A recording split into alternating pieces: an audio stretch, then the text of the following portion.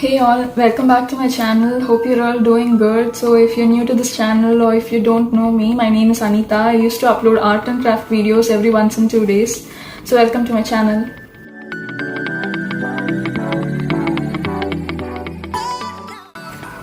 So drawing a mandala with black pen in the white background is quite boring, right? So yeah, today we are going to do a mandala design, simple mandala design with a splash of watercolors in the background.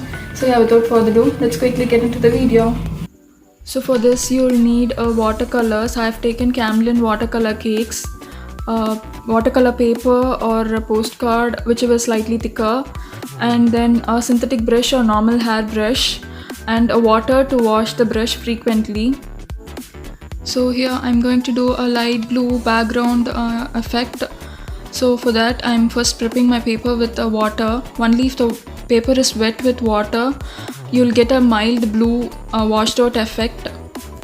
So after doing blue background effect, I'm going to draw a simple mandala on top of it with a black gel pen. So keep watching the rest of the video to see how this turns out. We'll meet in the next video. Until then, bye.